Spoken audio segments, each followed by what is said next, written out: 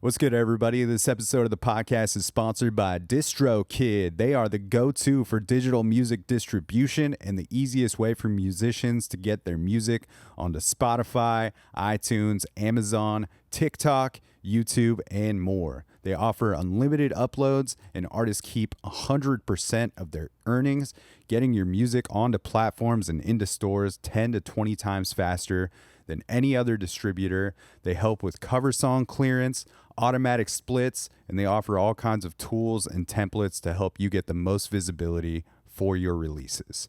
I dig this company and appreciate their business model that offers more features and tools than any other distributor while doing it at the most affordable price for solo artists, bands, DJs, studio artists, and any other creators that are making music or producing music in their home, and they offer label services as well.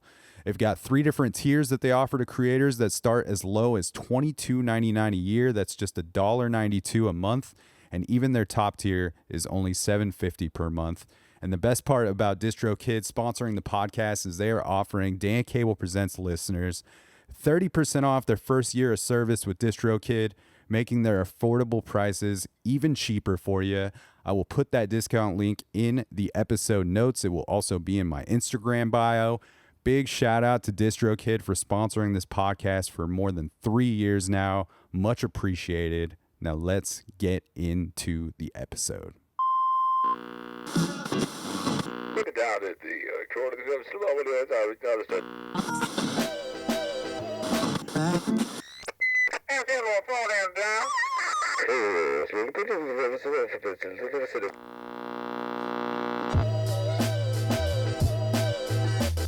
What is happening, everybody? Welcome back to another episode of the Dan Cable Presents podcast. Thank you for tuning into the program once again. If this is your first time listening, thanks for checking out the show. You can find fresh episodes coming at you on Tuesdays. And if you want to help support this thing in a free way, you can do so, as always, by clicking subscribe on iTunes and clicking write a review, giving the podcast 5 stars. If you feel like it is deserving of so, you say a few nice words, and that helps propel this thing into the tops of those iTunes charts, giving it more visibility on the national and international levels, helping strangers find the podcast. Great way to contribute to the growth and sustainability of this thing. If you're not listening on Apple, just hit like, follow, subscribe wherever you are listening from. If you're watching on YouTube, you can hit subscribe there, and as always, you can tell a friend about the podcast, and that's a really nice thing to do. Hope everybody is doing well out there. I am absolutely drained from a very inspiring week of music in the city of Portland, Oregon. Very grateful for access to so much music here. I went to 7 shows this last week, 4 local shows, 3 national touring shows, bunch of different venues, and I also went to the Portland premiere of the new Sun Ra documentary that was edited by former guest of the podcast, Stephen Galladay. Got my Sun Ra education that night. Just such a trip, and so well put together, and it screened at the Hollywood Theater, one of my favorite spots in Portland. If you're a regular listener, you know I go hard for it. And I recently had the head programmer from the Hollywood Theater on the cast, Dan Halstead, was recently on the show. One of my favorite chats of the year, but just a fun run of shows this past week. A few album releases from some of my favorite Portland locals, including the Max and Saroon. It was my first time going over to the Mother Foucault's, a bookstore here in Portland that's been hosting shows. And then I wrapped up the week this past Sunday with my Sunday Coffee series, which was the second straight one to sell out, which was really sweet. And my friend Isabeau played just a beautiful set. She brought an all-star cast of musicians that accompanied her in a bunch of different configurations, and just so sweet to hear a bunch of tunes that I'm so familiar with, but different arrangements. And she also played a bunch of new music as well. But just very grateful to be able to go and see all of this music and see some friends do some really cool shit. And this week on the podcast, episode 459, Starover Blue is back on the show. Great conversation with the band's singer and songwriter Kendall. It had been about 5 years since the last time we had done the podcast, so it was really nice to catch up on the mics and get to hear about this brand new Starover Blue record that just dropped. It's called Little Glimmer. You can find it wherever you listen to music, and I'll put that link in the episode notes. It's my favorite collection of tunes that this band has put out thus far. Just some great songwriting on this one. This band has been writing and recording music for like 15 years now, and I just always find that really inspiring that people are able to create something with that much longevity, because it's it's not easy to keep a project together that long and keep pushing through and finding new inspiration to keep putting out new music. So just a great chat with Kendall. I've had the opportunity to see Starover Blue play a lot of music over these last 5 years, and it's also nice because since that initial chat that I did with Kendall and Dirk, I've gotten to know both of them and some of the other bandmates in Starover Blue a lot more than I had prior to recording that first podcast. So if you get a chance to go see Starover Blue live, go do it. Just always a massive sound full of these beautiful harmonies, and the record is this new record, is representation of that as well. So if you dig what you hear in this episode, please go check out that new If you dig what you hear in this episode, please go and check out that new Little Glimmer record from Starover Blue, and go back and check out the rest of the catalog as well if you're new to the band. All the links for Starover Blue will be in the episode notes. Big thanks to Kendall for taking the time to chat it up with me, and we're going to kick this episode off with the first track on the new record. It's the title track from the Little Glimmer record. Now let's do the damn thing.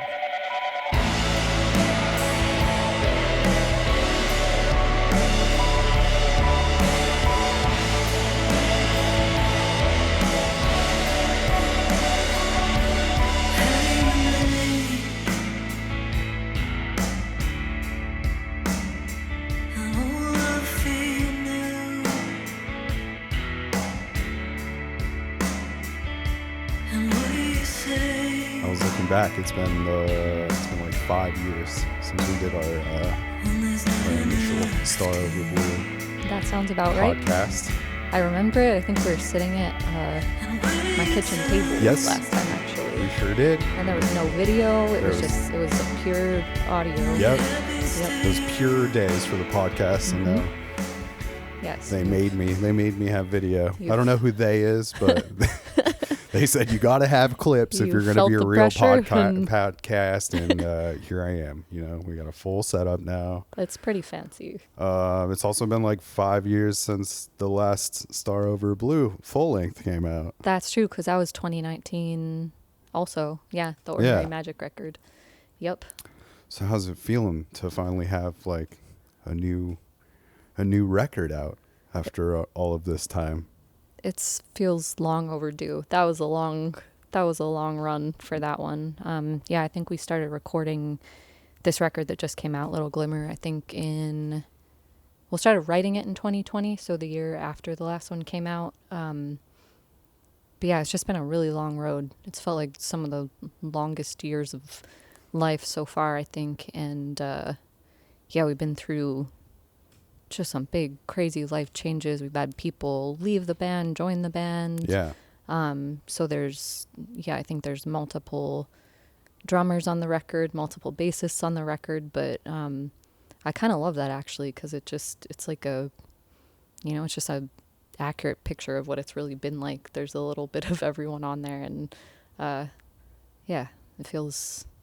just feels kind of like a real representation of what the band has been through in that 5-year chunk of time. Yeah. Can you notice those like differences when with different people playing on it, like when you're listening back Oh yeah. to the record? Yeah, absolutely. And I remember all the different kits that we used and just the different, the different character of every space we recorded in. Because I think that we recorded a lot of it in this, I think it's technically called a yurt, which is, that's a crazy word, right? That's a dwelling like space. Like a nicer yeah. permanent tent Yeah. situation? Yeah, kind of like that. And made of wood. And kind of this, it's really beautiful looking, actually. The ceiling is, kind of a very tall cone shape. Okay. With a glass opening at the top. And so most of the record was recorded in that space.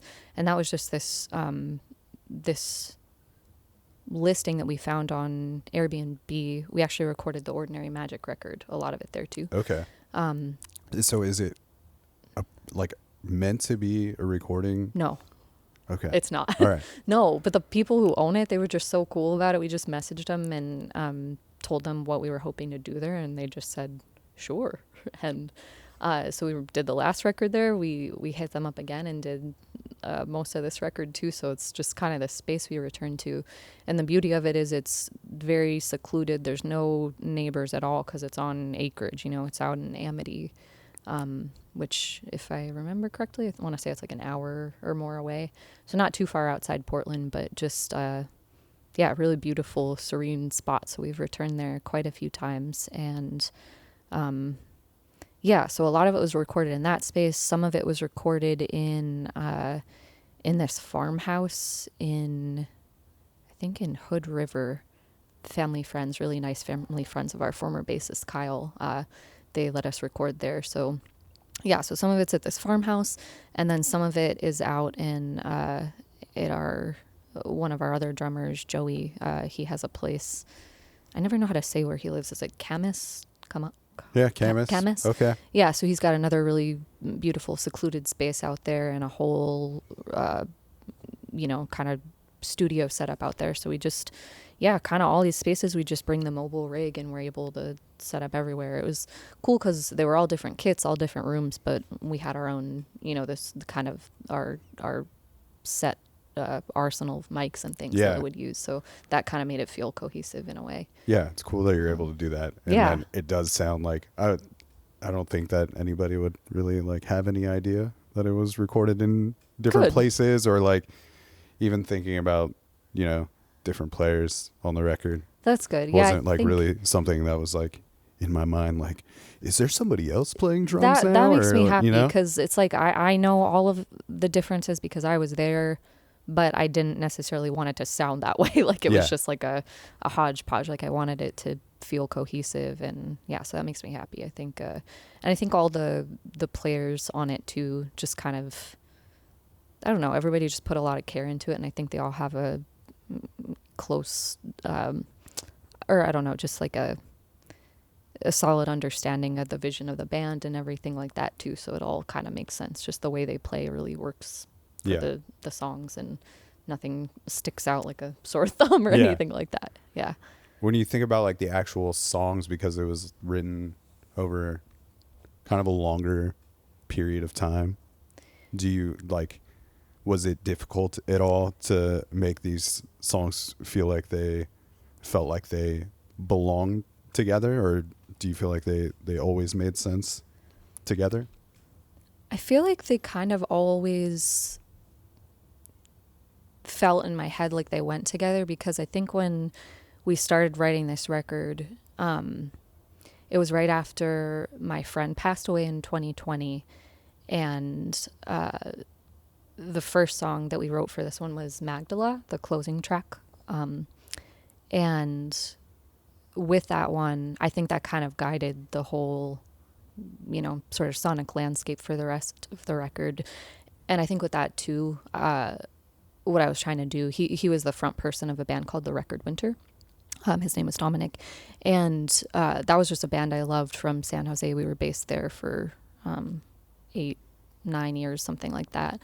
And I just always admired the sound of his band. It was just a kind of like a dark indie rock group with like heavy pieces in 6/8 and some kind of, you know, sort of shoegazy ambient elements mixed in with just, I don't know, just like rock and roll. Just so, the music was just beautiful to me, and his vocals were so cool. They were just, he could be really delicate, but he also had like a really cool kind of shouty character to his voice when he wanted to.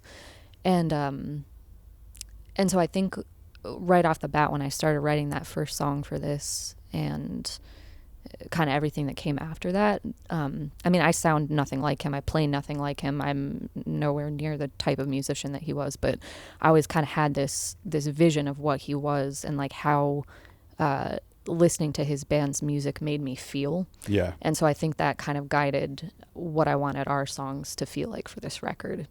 Just a little more heaviness to them, a little more grit. And I don't even think those things are necessarily like characteristics other listeners would pick up on. I mean, maybe tell me if I'm wrong, but it's just, it feels different to me. I think I think back to like the 2019, like the Ordinary Magic record, and it was very, it was more synth driven for one. Yeah. And I think like the mixes just felt, I don't even know if this was intentional, but they ended up feeling like a little gentler and a little cleaner. And yeah, with this one, we just wanted it to feel really different, like more moments that were just in your face to the best of our ability. I mean, I'm not a very loud person, but but you know, just wanted to push into certain elements a little bit more. And so yeah, I think that kind of guided it from the beginning. So even though they were written over a really long span of time, the 5-year period, they still, I think that image was always in my head, and this picture of my friend and kind of like what he sounded like, it was kind of just this thing to aspire to.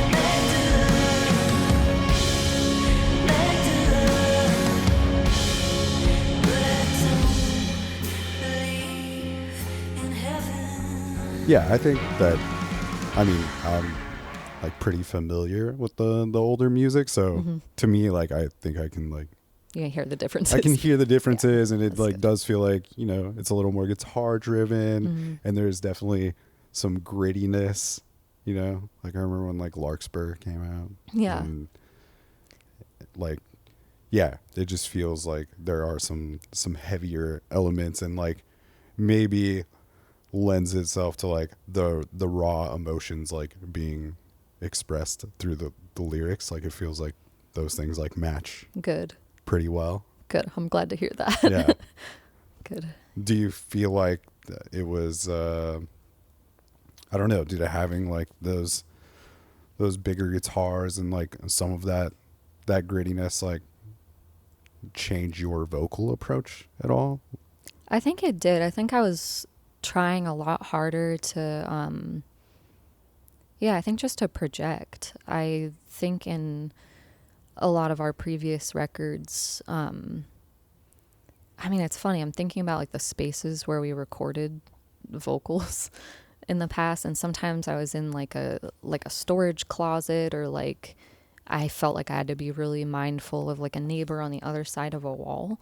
So it's like my surroundings used to kind of like dictate how loud I felt I was able to sing too, which is weird. It's kind of, you don't really want to have that inhibited feeling, but I did. And I can think of, you know, several on Ordinary Magic where I was truly just like this close to a condenser mic, just whisper singing.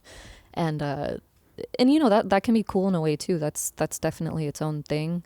But I think with this one, I had the luxury of just being in our own home without, you know, so much worry about the shared walls. And I had this crazy contraption too that I got on eBay. It was a vocal booth package thing that this guy is like making. I think he's somewhere in the Midwest, but anyway, he assembles, you know, he sends you like a pile of PVC pipes and a bunch of moving blankets, and then this like crazy instructional guide of how to stick them all together. I was like, this looks insane. It was like a really, really heavy pile of stuff too. I'm like, all right, let's try it. But yeah, it ends up becoming like a really tall 2x3 foot vocal booth.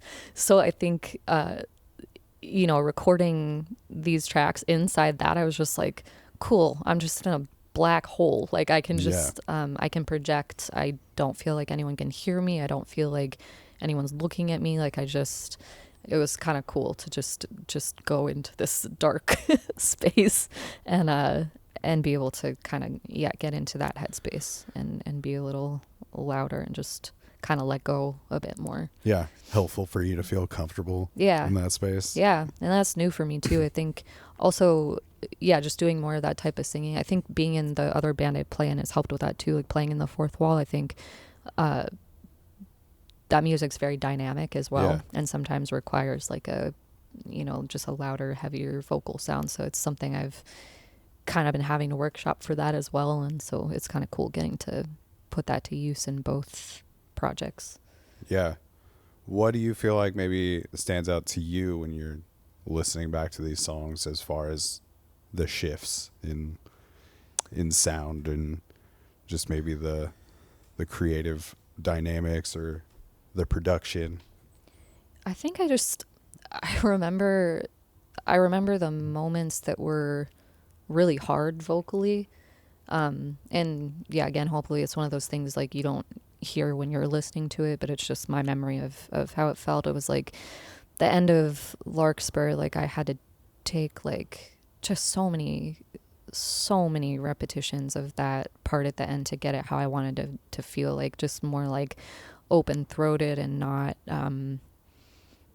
I just wanted to get rid of this sound. Like it kept sounding like I was holding back, and I knew I was holding back. I was like, oh, I just gotta like I was like doing all this crazy stuff, like trying to position my body in different ways and stand differently and like, just do like stretching before I did it. Cause it's new to me to sing loudly. It's like feels like a full body endeavor. And, so I think that was kind of one of the key moments, and I really had to workshop it. And then there's a record winter cover on the album, called Filled Blank Page. The end of that was, just really difficult to get out of my body. And I took a lot of takes, but I think it came out okay in the end and ended up feeling how I wanted. And just little bits and pieces here and there. There's some stuff on Magdala that's a little more belty or shouty, but it was like, it was just so many takes. That's like the weird thing about the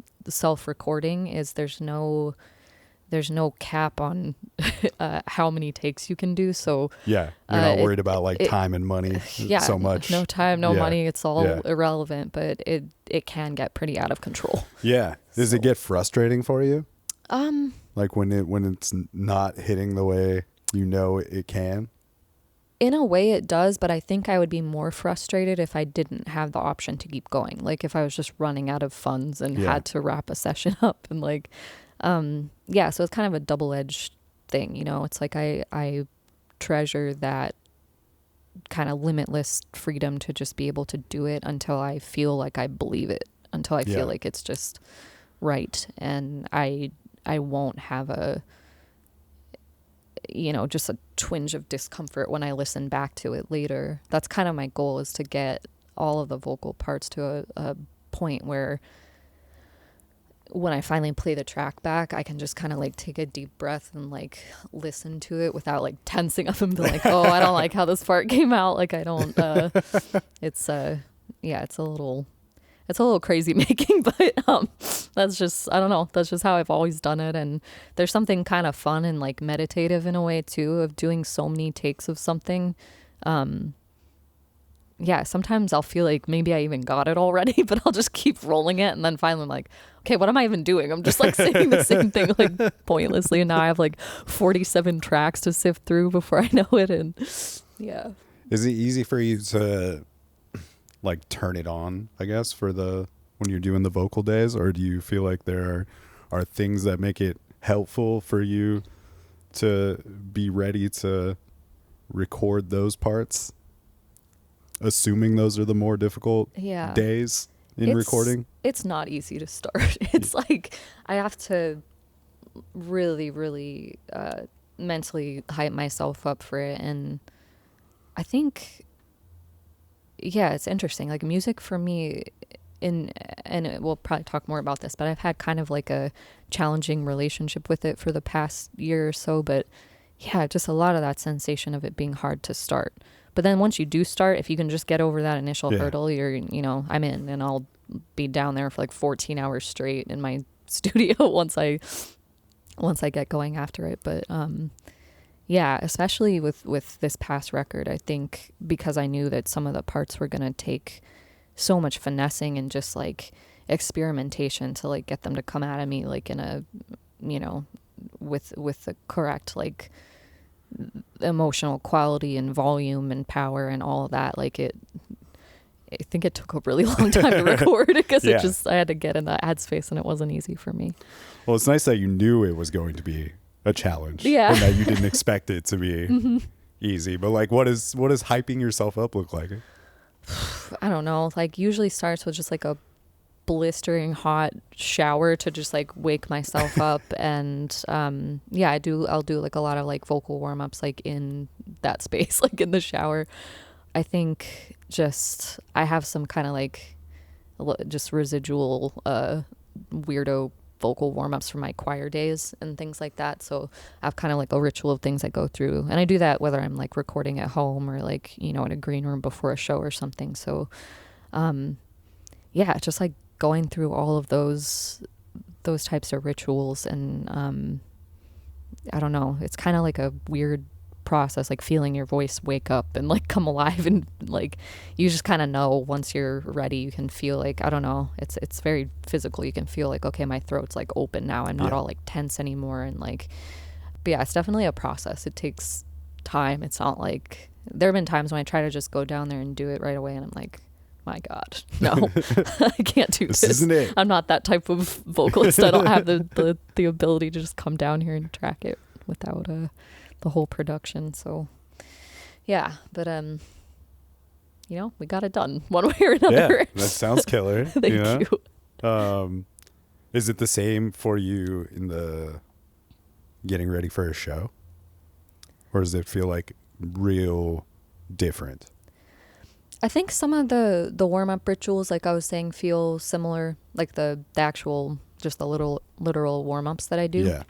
But I think I actually prefer the getting ready for a show more, because I mean, you're probably gathering I'm a bit of like a control freak with the recording process and the billions of takes and this and that. And it's like, with the live show, I feel kind of freed from that, because it's just like, it's one shot. I screwed up. Okay, I can't fix it. I can't do another take of it.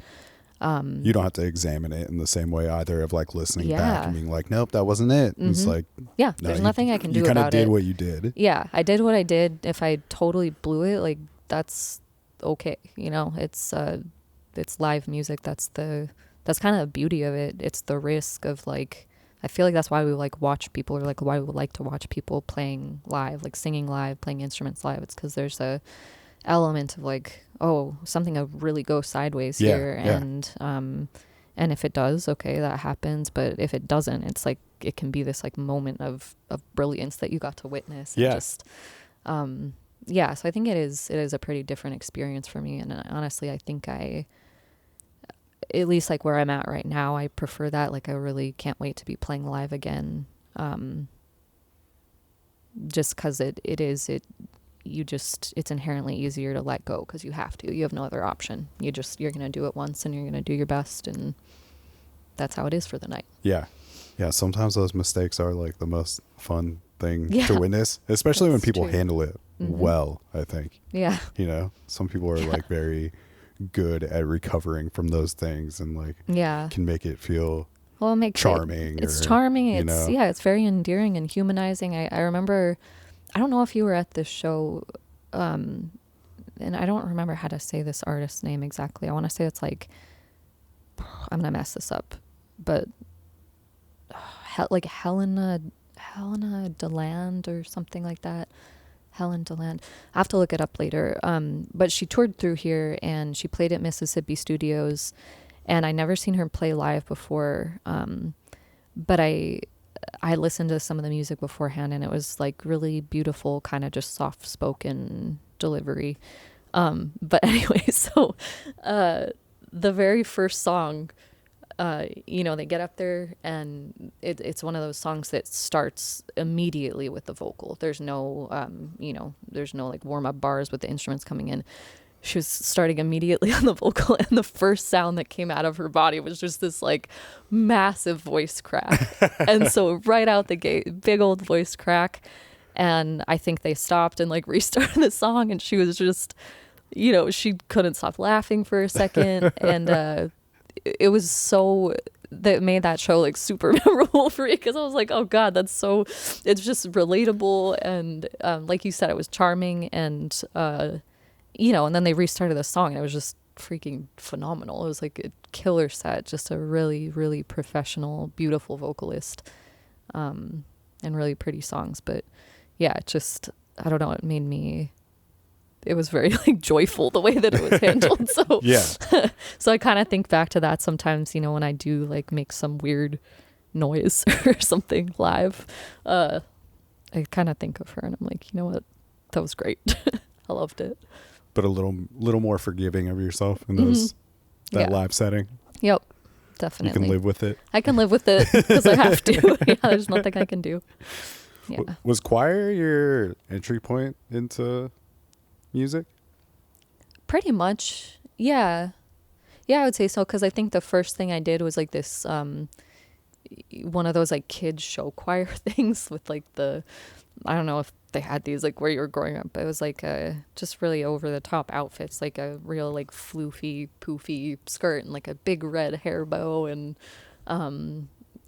just like songs about the United States of America and like stuff of that nature. Oh yeah.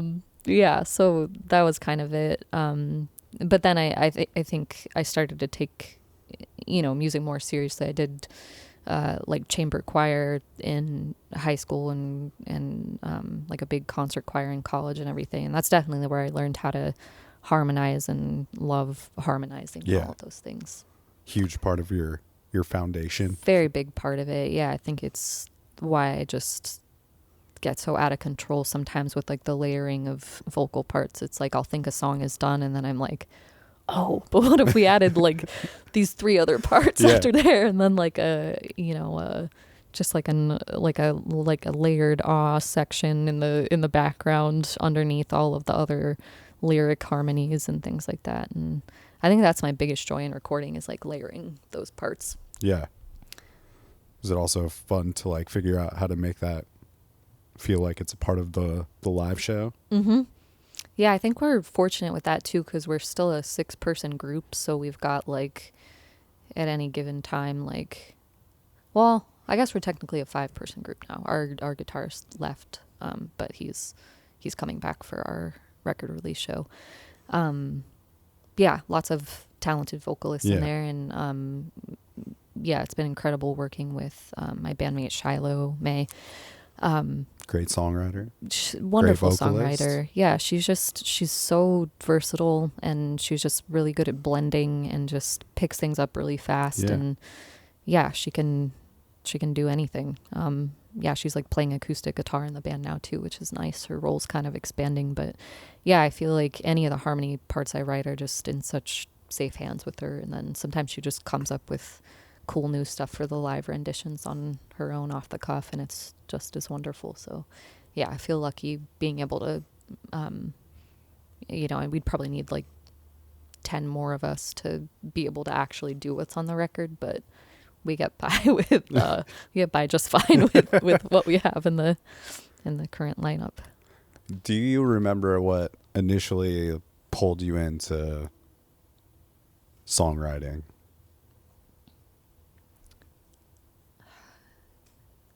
Yeah, I think I had wanted to be in a band from a pretty young age. One of my closest friends had an older brother who, I grew up in San Diego, and he was like a big part of the San Diego music scene. And I feel like they played like a lot of all ages shows. And so we were all kind of always just like going to her older brother's shows, like with her mom. Her mom would take us. And I feel like he was in all kinds of bands. He was in punk bands for a long time. He was in like a rockabilly band.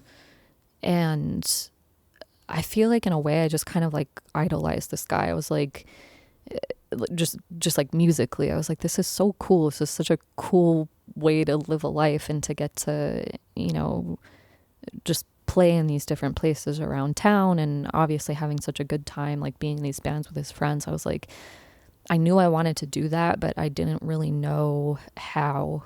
And my friend, his younger sister too, like she wanted to too. And yeah, so I remember we would kind of dabble with just like writing lyrics and things together, because neither of us played an instrument. So I just had, you know, folders of lyrics for these songs that they weren't really songs, because I wasn't, you know, I had no actual band to play them in or anything like that, or didn't have the means to do it. I didn't have, I think all I had was like a Casio keyboard my grandma gave me. But I think that brother of my friend was probably the earliest inspiration and kind of like planted the seed. And then when I got into high school, that was when I joined my first band. I think I was, I want to say like 15. But yeah, this guy at the school had, I don't know if he had like posted a flyer or something, or if I just heard by word of mouth, but yeah, they were like auditioning for a vocalist, and I was like, well, maybe I can just do that. Maybe that's my in, because I you know, I'm not playing an instrument yet, anything like that. And so I had like a karaoke machine at home, one of those big like dual cassette tape deck ones. And so I made an audition tape. I think I performed a song by the Donnas, just singing over the Donnas. Oh, yeah. So you can imagine how this sounds. It's just like a track of a band with just a kid's voice blaring over it.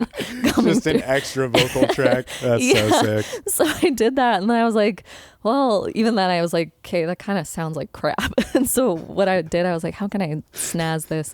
I think I like doubled the vocal or something, because with those karaoke machines you can like, you know, swap the tapes or something to make it so that you can like record over yourself, essentially. So I did some, you know, some kid wizardry on the karaoke machine there, and then I submitted this tape, and you know, they were like, cool, let's do it. And they liked it. And I remember the first song we ever played was Just Like Heaven by The Cure. And I ended up playing keyboard in that band too. And yeah, that ended up being like my first project for probably, maybe we played for like 2 years, but then after the, you know, the cover was done, we had a whole like EP or album or something of original ones. And I did all the vocals and lyrics and key parts and things like that. So that was kind of my entry point. It was, and it was a really good experience. The guy, my friend Aaron, who started that band, like we're still friends and still in touch. And I mean, I still credit him with being such a, you know, just a positive force in my early musical life. And he was just so cool too. Like he was always making like mix CDs and things like that. And he just had incredible musical taste and exposed me to a lot of, just, I don't know, like shoegaze music. And, I'm trying to think what he was listening to. Probably a lot of like Dinosaur Jr. type stuff, and just really cool guy, really cool taste. And he's got a great project called Down UFO. But yeah, that's kind of how I started 15, 16-ish. Yeah. You've been writing and recording and playing for a long time now. Yeah. What do you think keeps pulling you back in? And like, why are you able to prioritize this as like something in your life consistently? I mean, I guess like maybe like thinking about my friend Aaron, who I was just talking about, it's like a great example of it. I think I mean, aside from like the actual music, that's obviously like a huge part of it and like a means of self-expression that's, incredibly valuable to me and any songwriter. But I feel like it's like the people, it's like this like connection that you can have that just, it's, yeah, like all this time has gone by, how old am I? I don't know. I've lost track. 36, I think. But We'll that was that part out. Whatever. It's all good. I guess I'm proud to still be alive after all this time. But that was a bandmate I had when I was 15 years old, and we're still in touch, like, because of music. Yeah. That's I think what it is to me. It's like the ability to, I don't know, I always like say, making music with people is like, it's just such a beautiful, like, intimate thing to do. And I feel like you don't forget that feeling. And when you go through the process with your friends of like conceptualizing a song and, jamming it out together, taking the time to record it, performing it live, like those pieces of music just become a part of you. And they're this like shared history that you have that never goes away. Like a song has this incredible ability to just lodge itself in your brain forever, for your whole life. I remember all those songs that we wrote when I was 15. I could probably still sing most of them if I had to. And I feel like because of that, it still makes me feel very like connected to my friend Erin. And then, to like all the like Starover bandmates. I mean, Starover Blue's been a band since 2007. We just had the band's like 18-year anniversary, which is just wild. And, yeah, it's incredible. And honestly, like that feels like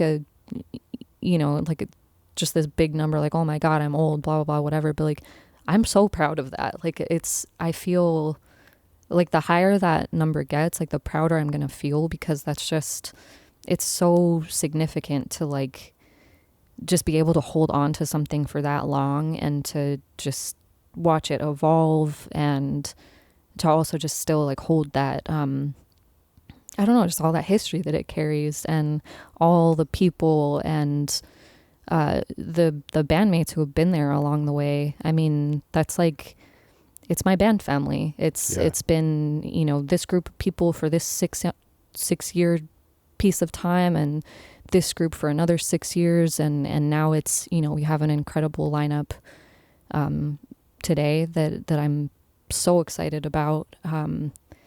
But yeah, I think it's that more than anything. Like sometimes, honestly, even like more than just the music itself, it's just this force that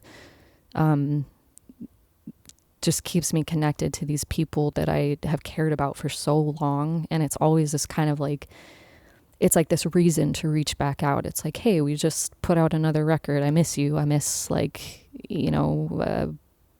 whatever memory it is that I want to share with them. And it's just really special to me because of that. It's like always it's this like beautiful, wonderful excuse to stay in the loop with each other. Yeah. How different do you feel like your lyrical approach is now? Maybe, maybe not like when you first started writing songs, but, even thinking back to the last Starover records, like, is there much of a difference in what your approach is? And do you feel like that changes record to record, and it's maybe just based upon what's driving it emotionally? I think so, definitely. I think the one that we just put out, I feel like was maybe uncharacteristically very, very personal. I think in the past, like maybe with the 2016 record, it was called Space Geist. It was like a concept album with like, just all this like sci-fi imagery, and it was just totally a product of living in Silicon Valley and kind of being immersed in that world and trying to be an indie band, like surrounded by big tech. And so that kind of informed that. And I think, there's inevitably like parts of myself in those songs, but I think when I was writing it I was kind of trying to like embody different characters and just different they weren't like introspective pieces of music basically most of the time, with like the exception of a few. And then Ordinary Magic kind of somewhere in the middle, like, but I feel like this one that we just put out, I feel like there's some songs on it that are, yeah, definitely just the most personal things I've ever written. And yeah, so the record feels different in that sense. And it also kind of makes me think about where the band is going from here. I think, you know, feeling what that's like to be very introspective with the music. Now I'm like, okay, I got a taste of that for now. Maybe for the next thing we like embody something else or like make another concept album or, I just love the freedom in this group to kind of just keep exploring. I think when you're a band that's been around for almost like 2 decades, it's kind of inevitable that like you're going to want to dabble with different things. And I think that's probably one of my favorite things about the group is that we don't feel tied to having to do things a certain way. And so really anything could happen. I don't know. Like, I don't know what we'll make next, but I can guarantee it'll probably be pretty different from this one that we just put out. Yeah. Was this by far like the hardest record to make from an emotional standpoint, and like maybe the honesty that's tapped into I think lyrically and just it being so much more personal and not as character driven and not like kind of hiding behind those things? I think so. Yeah. I mean, I feel like there have been Starover songs here and there that have been really difficult, like just kind of one-off ones. Like I'm thinking we put out this EP called Money Stealer, I think in 2017. There's like a song on there called No Crying in Baseball. And like that EP, we wrote it like while my dad was, it was like the year that he was dying, we started writing that. And so that was very heavy, but still kind of like, not that I was like hiding behind something necessarily, but I don't know. It just, this newer one felt different. Like I felt kind of just more willing to be, I don't know, just that much more vulnerable with it. But it was hard, and it's hard to play them live because of that too. Like just some backstory. I mean, yeah, I might as well like paint the picture. But so my co-founder of the band and I were in a relationship that entire time. So like, yeah, Dirk and I founded the band in 2007, and yeah, we've been making music since then. We were married, and so we decided to split up our marriage but keep the band. So yeah, I mean, this musical collaboration is just as important to us as it ever has been. But yeah, I think it just resulted in some like really heavy songs thematically. Yeah. And so that's definitely present on the record, but it's still like, yeah, it's kind of like crazy and cool in a way to like be able to like play them with our bandmates and still sort of like, I don't know, it's like therapy in a way to like acknowledge them and kind of like be in that space together and be like, okay, this is how this felt, this is how this happened, this is life, this is like history in this group. And to be able to yeah, kind of just be present in that and play through it together, and then also know like, you know, we're gonna make a lot more music after this, and who knows where it's gonna go. It's just kind of all part of it. And so that's kind of how I view it. It's difficult, but it's just part of the band's story. It's just, and I think that that's important. And I think it's like it's like a beautiful thing too. I mean, I feel incredibly grateful to still, you know, be playing music with Dirk and the rest of the band, and to have this project persist through some of the absolute hardest stuff. So that's kind of where we're at. Yeah. And you mentioned like shared history of the thing, and it's like obviously, yeah, you like did so much together already, you know, so yeah, it must be a special thing, I feel like, to, you know, keep it together through that one. That was like your, you know, this is like main creative partners and like making music together. So yeah, I think we're really lucky. I think like just having collaborated that long, there just wasn't really a question about it. It was like we both just see the value in it, like despite everything, and it was just kind of like, yeah, we make that work. Yeah, you clearly both like care about it a tremendous amount, because like, yeah, I guess I was like curious if there was like even thoughts where you were just like, I don't know, should I just start a new thing to make this record? Or? I never had the thought. I can't speak for him, but like I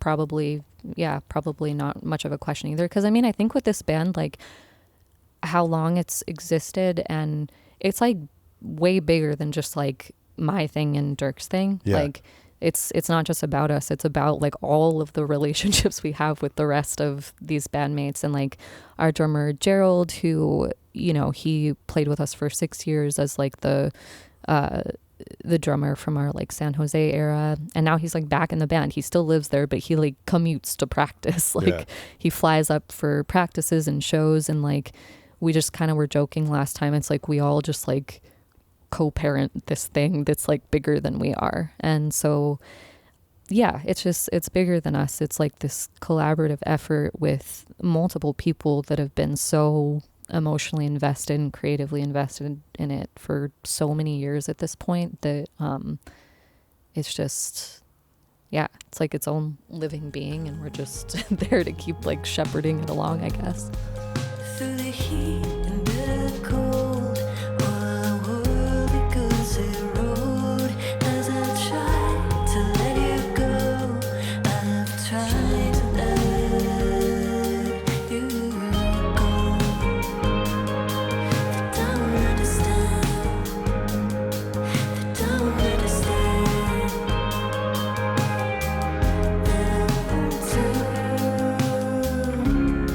As you get older, do you feel like living in the vulnerability of like maybe some of these more introspective songs and the raw emotions of it, is it easier for you to be honest in the writing, or does it feel more difficult to live in that vulnerability through the songs? I think it just feels, I think you're right that it feels a little easier. Like it just, yeah, it's just a part of it. And I feel like I won't always have the desire all the time to be writing stuff that's so personal like that. But I think doing this record and having a few songs like that has just made me feel like, yeah, there's a place for all of it. Yeah. You know, there's room for that. There's room for sci-fi concept albums. There's room for like, God knows what, you know? But I think, yeah, it's like, it's reassuring in a way knowing that it is an outlet for that if and when that's needed, but it can also be so many other things. Is there a different feeling putting this record out because of all of that, and it not being maybe more character driven or like concept-y? Like does there feel like there's more relief in just freeing all these songs out into the world, or does it feel pretty similar to putting out any other music you've put out before? I think there's always a sense of relief, like when you finally get the record out into the world. But yeah, with this one in particular, I would say not even like necessarily because of the songs themselves, but just because of the process of like getting it to this point. I think, I mean, yeah, I feel like in a way like prouder of this one than any of them, just because it really, the record and the band really had to persevere through some really significant changes. Excuse me. And yeah, I think, yeah, I just feel really proud of that. I feel like it could have just easily been this like, well, you know, life blew up and it would have been great to get that thing out, but we couldn't. And, you know, everything's awkward and shitty now and whatever. But we didn't. We were just like, you know what? Like, put our head down. Like, we've come so far with it. And yeah, all of us, like the entire band, just wanted to see it through and get back to playing. And yeah, it's crazy. I mean, people are like having kids in the band, like all this stuff, like lots of big stuff happening. but it just feels like such a privilege still to like be part of this thing where people are still prioritizing like being a member of this group and contributing creatively and like wanting to play these shows and yeah, just like being enthusiastic about the future of it and everything. So yeah, I think putting this one out has like an extra weight attached to it in a really meaningful, special way. Yeah. You mentioned that you've had like maybe some creative challenges over the last year. Mm-hmm. Like where do you feel like you're at like with creativity right now or songwriting in general, or like what are those creative barriers maybe that you're experiencing? I think like plain and simple, just like a big old writer's block. I think it just it happened just because of all the life changes, and I moved to a different apartment and was away from my gear setup, so for a while I didn't even have a studio space where I was living, which is a first in my life. I feel like ever since seriously being in a band for the first time, I've always had some kind of interface and recording software and mic setup so I could lay down ideas when the inspiration struck. And so there's a period of time where I didn't have access to any of that in my immediate space. And so it was like I was kind of feeling this identity crisis even. But then I did go ahead. I made a little home recording rig at my apartment, and it still didn't cure the problem. I still was like, okay, well now I have the option, but I'm just like I'm feeling like I can't access this. And I think maybe that was just inevitable because of the turmoil of all these changes and things. And just knowing that it was going to take time for the band dynamic to kind of stabilize and everything like that. But yeah, I think I was just distracted with all of the life stuff, and I wasn't able to reach that part of myself yet, or that point with the processing of it all, where creating a song, especially if it was to have anything to do with all of that, even felt possible. It just felt so out of reach and like kind of a survival mode type of feeling where I just had to put everything else on hold aside from just focusing on my day-to-day well-being and just making sure I was okay and, just meeting my basic needs and everything. And yeah, but I'm feeling a lot better, and I think that I'm starting to dream about making new music again. I mean, I did write a couple of songs at the end of last year, so I feel like we've got like 2 in the queue that could potentially bring to the group. But even with those, like, I don't know, like maybe we just start fresh. I kind of like the idea of just like, from this point forward, here's what we're making. In this kind of this release and everything maybe is like the marker of like a new era of the group, and it'd be kind of cool to just have that symbolic fresh start and be like, okay, like this is what we're doing for the next, however many years it's going to take us to make another record. So are you typically somebody, even if you're going through something that you need to express, like you don't always feel like right away inclined to just like write something or process it in that way? Or was it more also just like not having the gear kind of like readily available, or do you usually like to take some time with some shit before you dump it onto a page or like dump it into a track or something? Well, I think in retrospect, I was clearly using not having the gear as an excuse at first. I was kind of pinning it on that. No, it's not here. Yeah, I just can't record it. How could I ever make any music? Exactly. And then, so now I know I got everything I needed and I still wasn't doing it. So it wasn't actually the gear.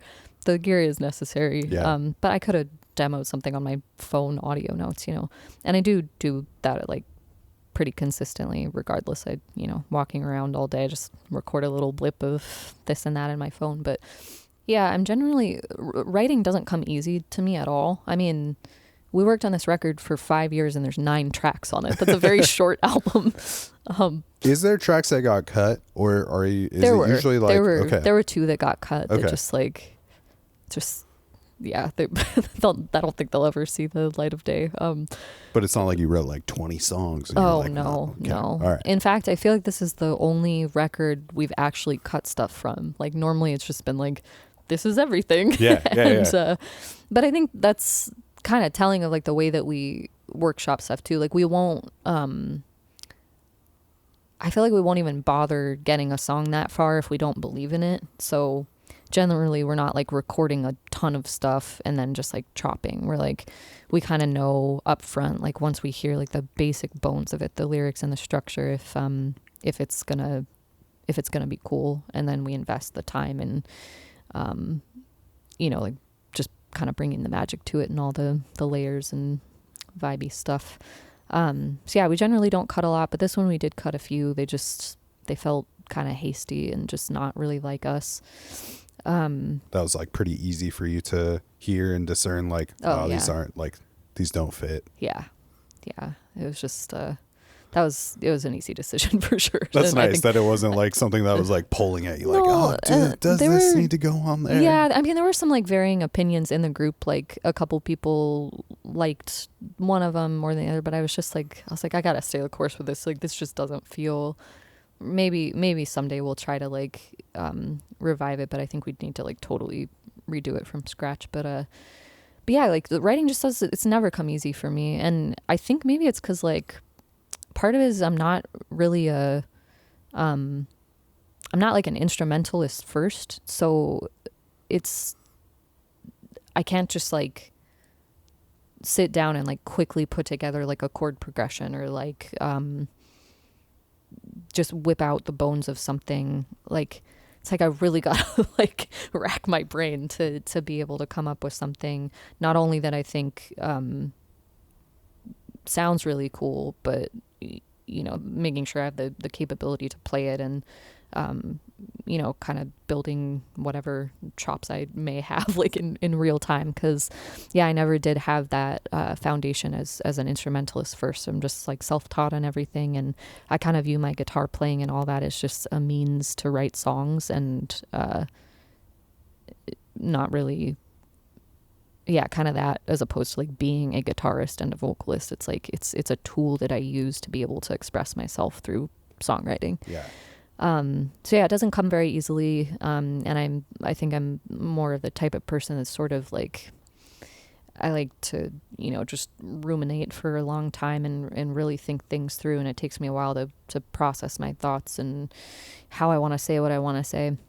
There are some exceptions, with a couple on the record, but yeah, generally takes a good long while. I'm always in awe of, friends I have who are like, just, like have like an entire other record in the queue, like right after one just was released, or even all the like cool, like the PDX songwriter people. Like I follow so many of them, like our bandmate Shiloh is like part of that circle. And like, they do those cool things where they get like a prompt and then they're able to just like create a song like in a day, like, and just have this immense backlog of work they've created. Like I think it was like 50 plus songs last year or something, or some challenge. I was like, it was just blowing my mind. I'm like, how are you all doing this? Like it's and maybe someday I'll like, I'll just force myself to try something like that. But currently I'm in awe of people who are that prolific and able to do that, because for me it's a very, very slow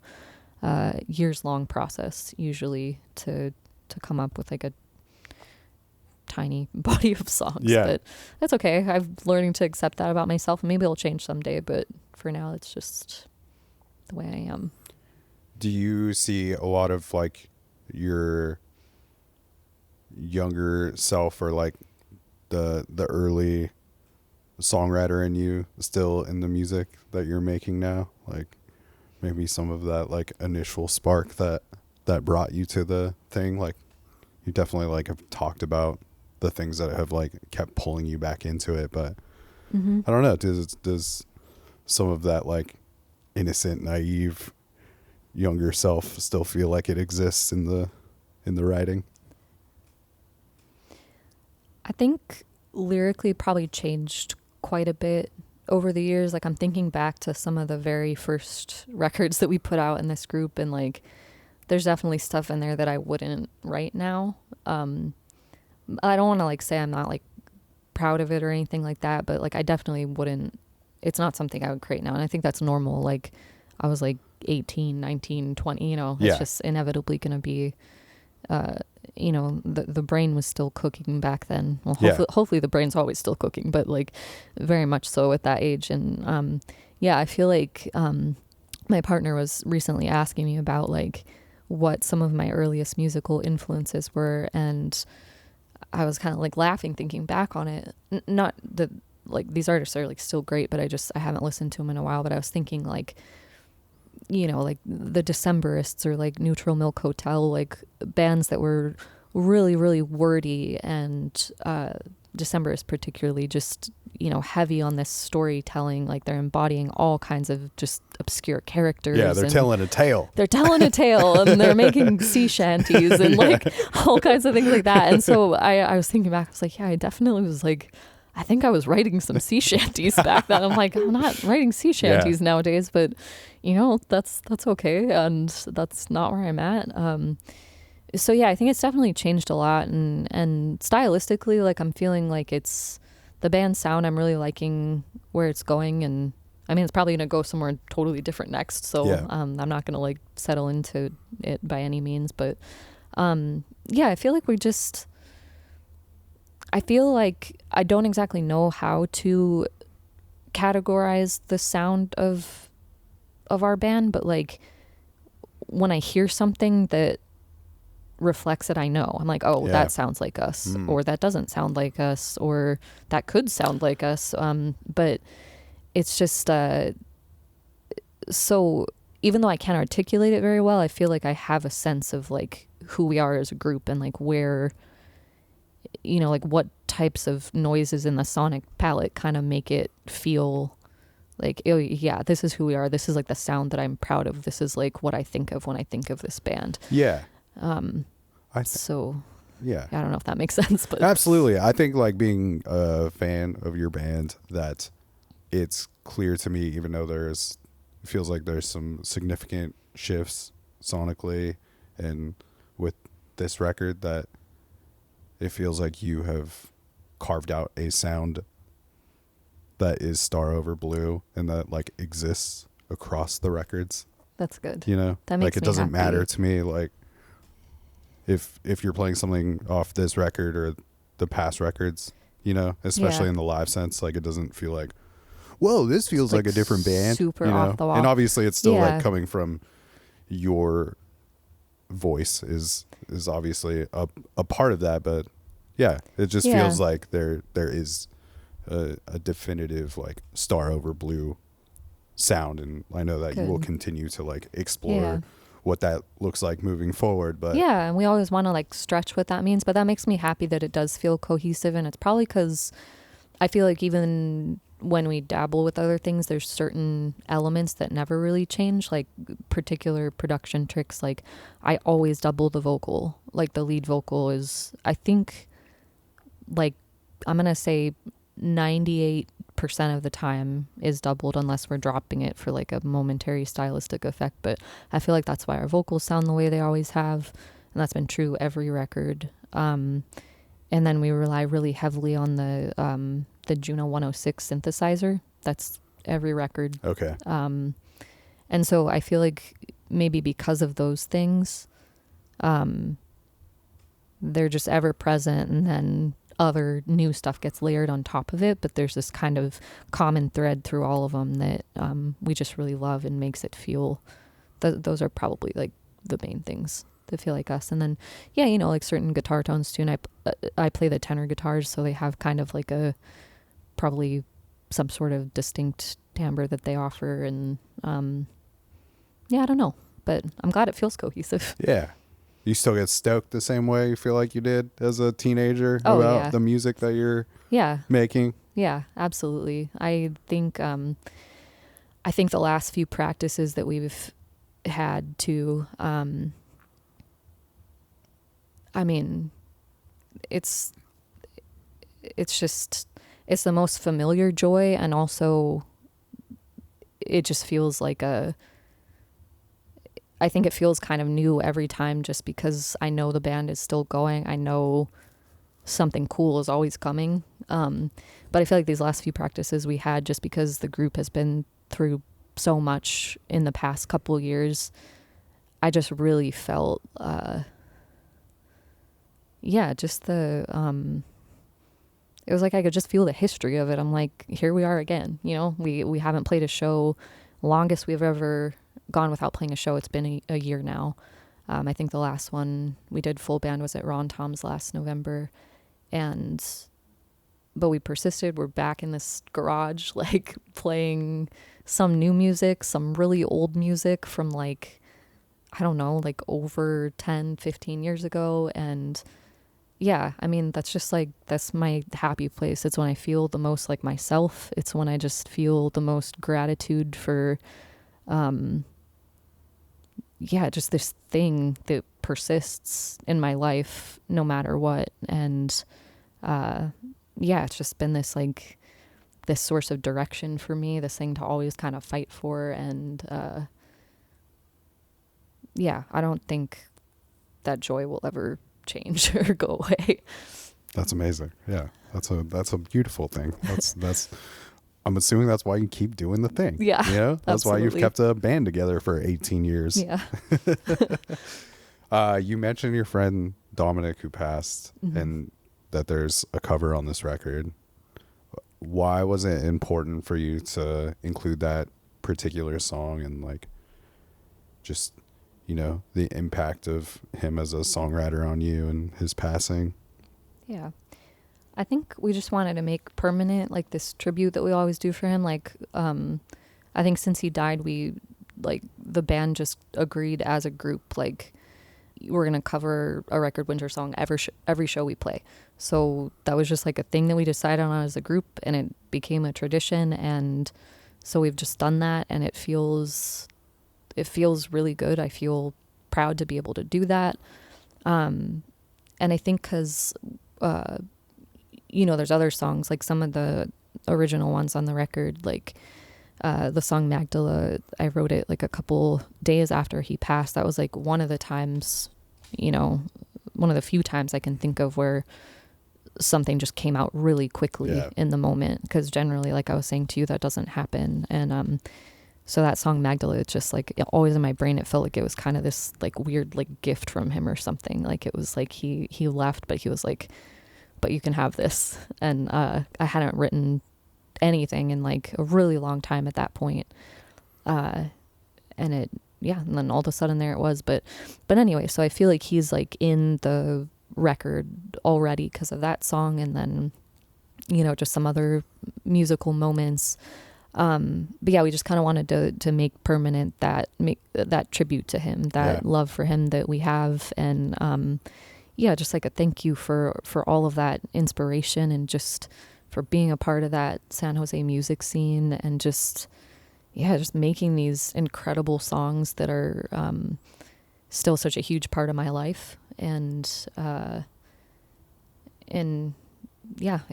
was really fun to kind of workshop it and to figure out what he and all of his bandmates did for the original, and then to be like, okay, that's what they did, and then here's how we're gonna kind of like, put our spin on it, and still hopefully try to capture the essence of it, and something that would make him feel good and proud. So yeah. When you play that song live, does it feel any different than playing the rest of the songs in the set? Like, does it always feel more special, or does it? I think it's like, we were kind of joking, like, so we play like a selection of Record Winter songs. Like we do play Filled Blank Page from time to time. And so there's that one. There's this other one called Bucket of Blood. And I feel like, honestly, it's probably like our favorite moment of the set. Yeah. It's like, there's something about like, I think playing a cover in general that like frees people up, because they're like, okay, these aren't my words. Like, I didn't write this. There's just something like, you just loosen up, and you're like, you can just really get into it more, because there's some kind of pressure taken away. And I I think because we're covering like his stuff, we're covering stuff like by a friend. It's like that feeling, but then it's all the more special because it's someone that we know and means a lot to us. Yeah. So, yeah, it is just like a really special moment. And it's fun to think like, I mean, like I was saying earlier, like I know I don't sound anything like him, like we're very distinct vocalists, but it's just fun for me to like try to channel some of that energy and to just like, yeah, just like hold this picture of this incredible artist in my brain, like while we're doing that, and just kind of like bring it back to life for a second. It feels cool. Like it's just, and I just freaking love that music so much. Get to stay connected to that spirit in some way too. Yeah. Like just kind of a constant, Yeah. I think is like really nice Mm-hmm. way to like remember somebody Yeah. as well, you know. I'm sure he is fired up that, you know, you're keeping I hope that so. music I like to alive, always think you know? he gets to like watch the performances and like hopefully like we do it justice and it feels He tunes in good just too. for that one. Yeah. You know, he bounces out. yeah, bounces for the rest of the set. He's good. But I'm sure that's cool for, you know, Mm-hmm. the people that were connected to him elsewhere. Yeah. Like, I'm sure they would be stoked. And even Yeah. like now having this record Yeah. out with like one of the songs on it. I hope you so. know? Yeah. And those guys they're all such wonderful people. A few of the old Record Winter bandmates live here in Portland actually. Yeah, Steven is in a band called Sang Blue, and then my friend Jesse's here, and so we're all kind of like connected too. And that's what I was saying, like with music, it's just this thing that like I'm able to stay connected to those guys too. Yeah. You know, these like musical heroes of mine from like so many years ago because of these songs that just, you know, they live on in one form or another, and like they give us something to like to talk about together and just to relate to, and I love that. Yes. I think that is like the magic of the whole thing. Yeah. Is that like the people you meet along the way that are also just like you meet them because they also showed up to like share something they made, or you know, just thinking about like the random people I still stay connected to that maybe like put together a show for 10 years ago or something, and it's just like, oh, it's like someone I'm not like super close with, but when I'm like in their city, like I usually link up with them. Yeah. And Because catch it's up. such a powerful memory. It's just, yeah, music imprints on us in a really unique way, I think. And yeah, it just sticks with you. It touches something in your brain that just, the staying power of it is insane to me. And so I think any relationships that are like centered around music just have the potential to be like a lifelong thing, you know, as long as you keep nurturing them and everything. Yeah. Definitely. Let's see, Kendall, are we going to make it to your Taekwondo? How long have you been doing this Taekwondo? Kick some people. I got to know about this. Well, I started it. It's I nice. started it pre-pandemic and did it only for a few months because I could only go to the kids class. Yeah, So it was just okay. me and the You're kids. fucking up kids. Yeah, it just felt bad. That's awesome. I don't want to hurt anyone's children. So I stopped for like 5 years, but then I started again at the beginning of this year as just a, you know, there's something cool and meditative about it, and also just the discipline of it. I just needed to get healthier. You know, I was going through some hard things, and I love it. I'm gonna keep going till I'm a black belt. Damn, you're dedicated. I'm dedicated. And just, I'm assuming it's nice to have something that's like like completely different outlet than It's very making different. art. Yeah, it's super different, but they're super cute. They're so nice. The staff and the other students, like I think they're all gonna like come to our show, and they're just like it's they're just really nice. In their gis. I hope so. Yeah. Maybe I should wear mine to the performance. In fact, I debated just wearing it today, so I could just That would have been. so That I would have been could pretty next level. cruise in here in it and just head straight to class afterwards. People would have seen the clips and they would have been like, "Oh, he had like a Taekwondo Yeah. teacher on." And just like, nope. Maybe okay. We should plan our next podcast because it's not very impressive right now. I only have a yellow belt. We should plan our next podcast for when I have the black belt. Then Okay. I'll come in my uniform. That'd be cool. Yeah, it'll be pretty sick. Where does yellow sit? Like how many belts have you achieved? It's so our school, it's like white, yellow, blue, purple, maybe a brown, and then a black. So I'm very like near the early days of it still. But I feel like once I get the blue one, hopefully in the next few months, then I'll feel like slightly cooler. Okay. For now, still kind of like baby level. But, I mean, I think we got to start somewhere. I think it's cool that you're not even, you're not just at the white. It felt that means that great you've to like get past hung in that. long enough. Yeah. And that you have like kept going at it. Yeah. When you have the white belt, so it's like white pants, white jacket, white belt, like you just feel like you're in like a white pajama suit, and you just like feel like a baby walking around. So I'm really stoked to not have that anymore. You do this like on like weekly? Yeah. I go every week, like a couple times a week, and yeah. I'm going to keep at it. You'll see. Next podcast. Next Prepare show, to be you're impressed. just like, if anything happens at the show, you'll know how to handle it. Yeah. Like if an audience member gets, too I'll be wild. ready. Yeah, honestly, like it's necessary. One time someone tried to steal my amp at Kelly's Olympian, like out of my hands. What? If they tried now even, I would be like much more equipped to inflict some You're ready. some harm. Yeah. I'm ready. Do you feel like there's any parallels when you're doing like Taekwondo to making art?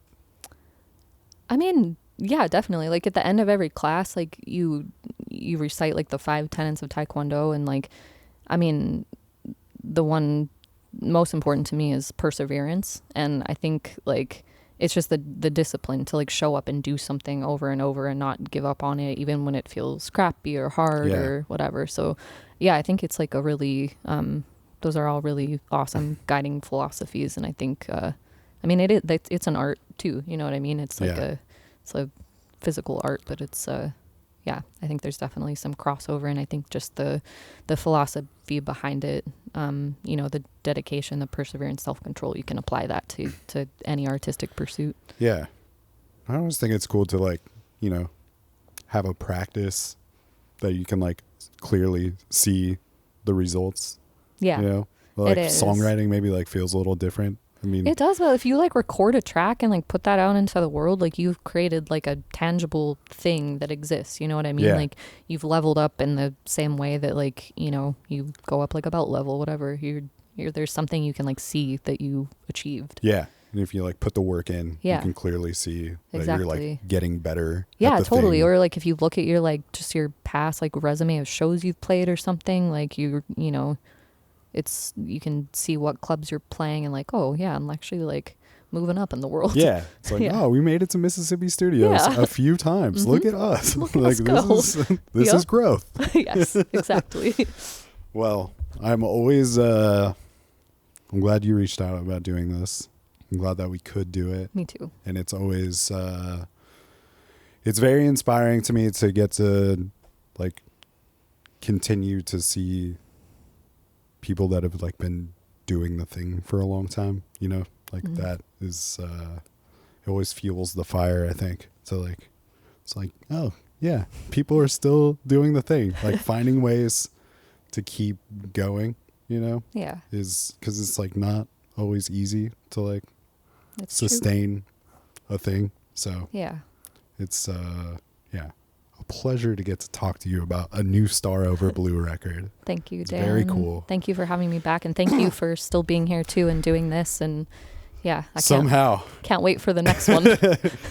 this is definitely like my favorite Starover Blue record also. Thank you. Yeah, Makes me so these glad. songs fucking crush. Thank you. So I'm excited to get to keep like I feel like over the past like couple of years I've gotten to see some of these songs in action, but I'm stoked to like you've definitely seen us do to, live renditions of some of them, so hopefully they're sounding better now.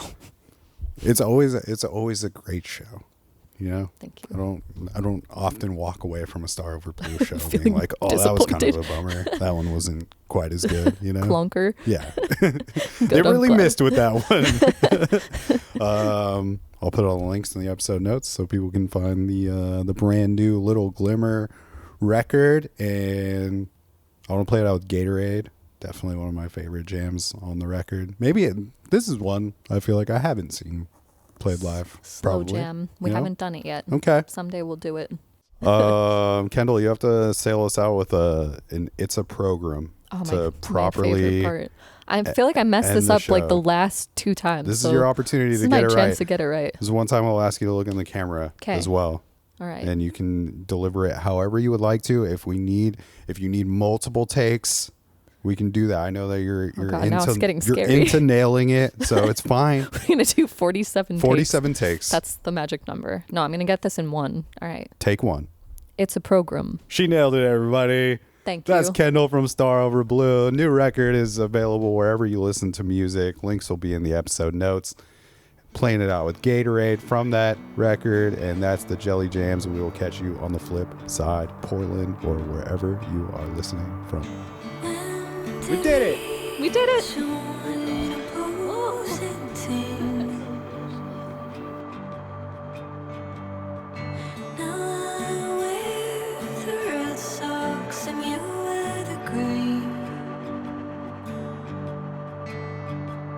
I go